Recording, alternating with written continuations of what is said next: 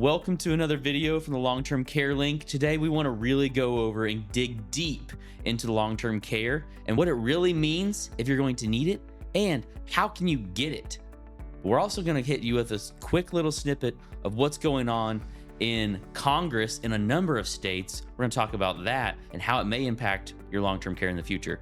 Here is Stewart Scothorn, owner, founder of the Long-Term Care Link. Stewart, thanks for being here. We really want to go over long-term care. You and I are going to spend some time going through this. Yes. But let's give a quick rundown what really long-term care is, what it means for people. I'll let you kind of take the lead on that because you know long-term care in and out. So really, it becomes important to people as we age. Now, it can happen earlier, but it's really just a function of what they call 6 daily activities that you have. If long-term care, if 2 of those 6, and for example, they're going to be bathing, getting out of bed on your own, feeding yourself, etc. Those are the 6 that they're talking about. If 2 of those you can't do, then you qualify essentially for what's known as long-term care. Long-term care is a little bit confusing because everybody says, well, I've got Medicare or I've got my insurance. It's really custodial care where you need additional skilled nursing or some type of care to help you do the daily activities that you're there. And that can be something simple or it could be something very complex. What do I mean by that? You could have just had your knees replaced and there's a complication and now you are in that position for maybe longer than the few months you thought. You're now in it 12 months, maybe even a year trying to recover. That would be an example of where you might qualify for long-term care. On the other hand, on the opposite side of the spectrum, it could actually be somebody who has Alzheimer's. That memory care centers are very much involved in what we would consider long-term care facilities. And it's important for people to understand, look, if you hadn't thought about it beforehand, and a lot of people use this term, well, I'll just self-fund that when it comes. The number today is so big. Yeah, we're going to talk about some of that today because self-funding, it sounds great. It's a pipe dream. But there's much better options, and we're going to get into that, like you said. But self-funding, if you're considering self-funding, don't turn away from what we're going to talk about here in a few minutes because it can change your world and you don't even know what the true options are. But you hit on one word I want to go back to, and that's qualifying. Yes. So when we talk about traditional long-term care insurance, talk a little bit about the qualifications. So let's just talk about when people think of long-term care insurance. If you had, and many of you have had really good financial planners and they've thought about it and been very good about at least mentioning it. And look, this is a topic, quite honestly, within all of the population. As soon as you start thinking or talking, they don't want to really talk about long-term care because it's such a difficult topic to talk about. Why? Nobody wants to think about that. I don't want to think about it. You don't want to think about it.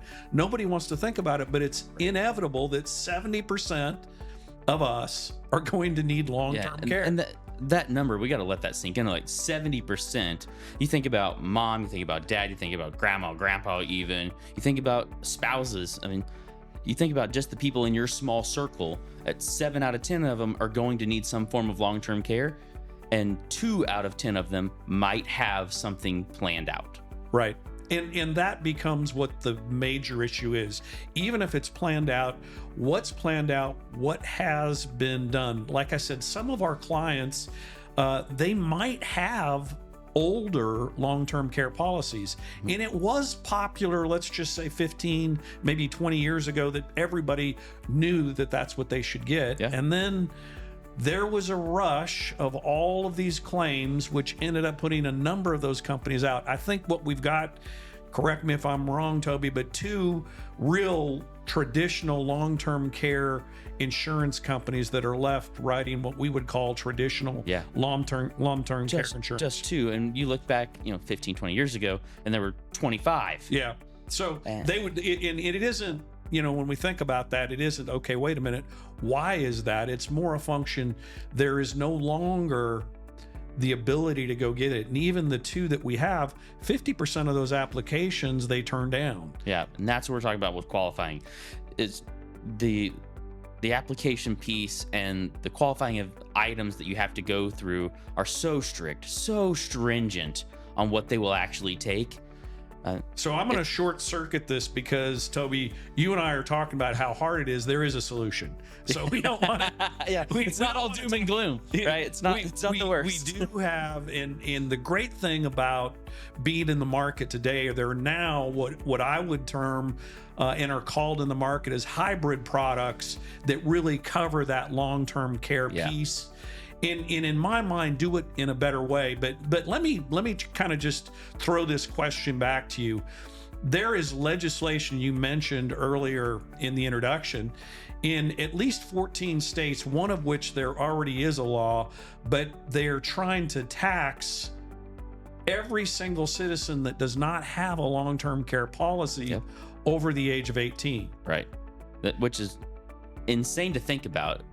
But the fact of the matter is the weight of the aging population on the long-term care system and Medicaid specifically, because Medicaid a lot of times ends up footing the bill. But the weight of that is just crushing some of these state-funded programs. It would be their biggest, by far and away, their biggest expense would be nursing homes. And let's talk about, so back up for a minute and just talk about long-term care. How could that be facilitated? I mean, we mentioned nursing homes, but give me some other examples. Nursing home, but the biggest one that I think people really want to have in place is the ability to age in their home. Right.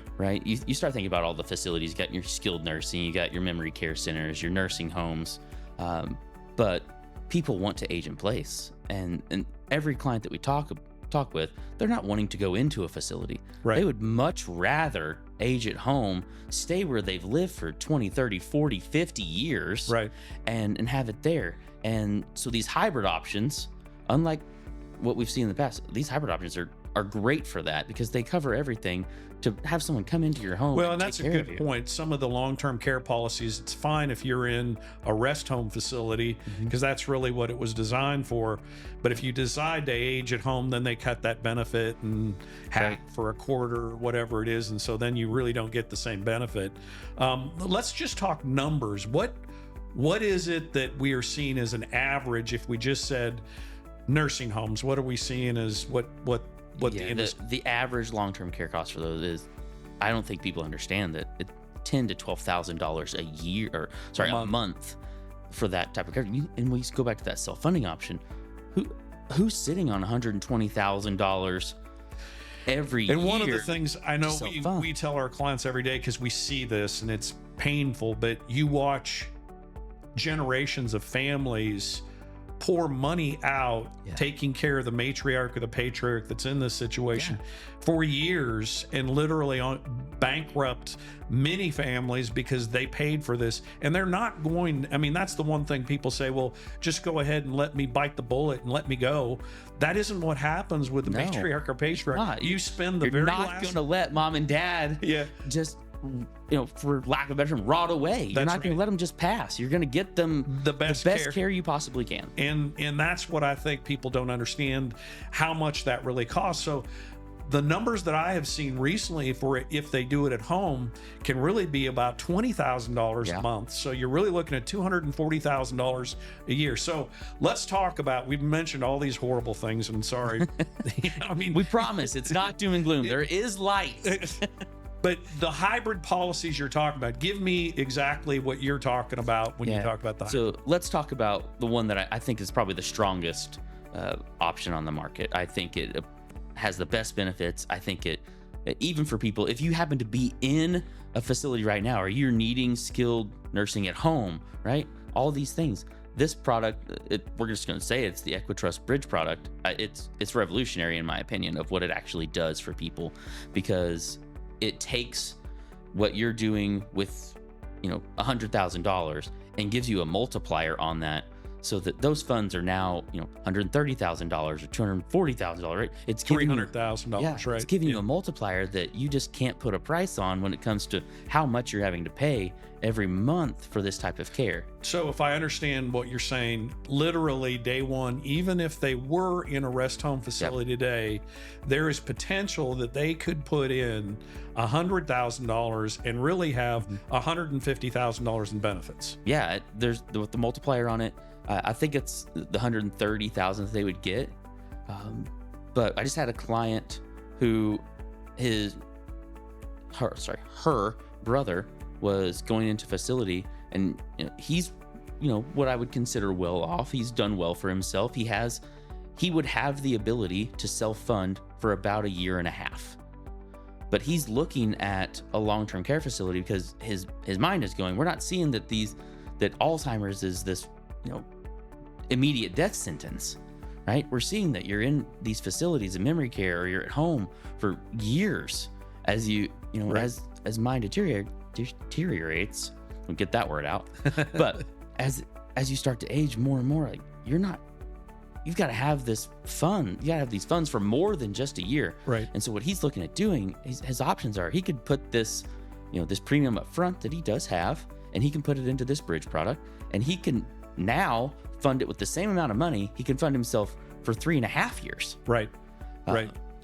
And that becomes the real issue, is that the ability over time to make sure that money. Now, the other thing that I will at least say is that we're really talking about, and we say hybrid products, this is an annuity. So here's the great thing about what happens if you're part of the 30% that never needed long-term care. What then happens with that? That's with that the money? Other side. That's the beauty of it. It's not just the traditional long-term care policy where if you didn't need it, it's gone. You paid all that insurance money in, you never used it. Tens of thousands of dollars into it and never used it, or hundreds of thousands of dollars. Right. Usually that's what it is. Yeah, and so for this hybrid product, since it is an annuity, if you are in that 30%, you end up getting a lump sum at the end of this that has continued to accumulate and grow over time.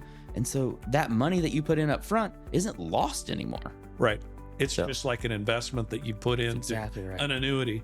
And that becomes the beauty of what that hybrid product. And the other hybrid product is really based on life insurance, right? Based on life insurance. And this one is probably more something that people will be more familiar with. It is just a whole life policy that allows you to take money out tax-free. It's what we didn't mention about the annuity item as well, is that these are both tax-free withdrawal items. Right. If you end up needing long-term care, draw it out, you pay no taxes on it. Same with the life policy. So it really is just a life policy that would have a death benefit if you didn't use it. If you did have some type of, long-term care event that you needed money for, you draw it out tax-free right out of your life. Now, does the annuity have a death benefit too? The annuity has a death benefit in the form of that you get to take that account value out. Gotcha. So no money lost still with either product. Right. The annuity just grows a little faster, and it has that multiplier on it.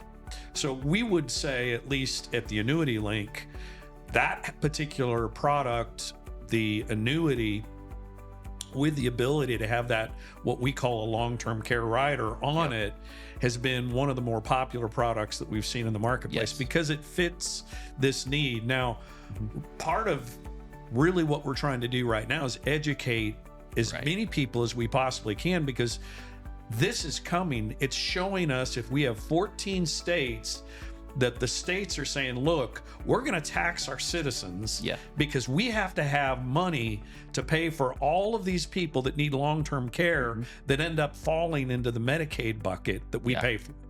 And that state is saying, now, wait a minute, we're going to tax. So the state of Washington's the first. Again, there's 14 other states that have legislation in place that want to go ahead and tax their.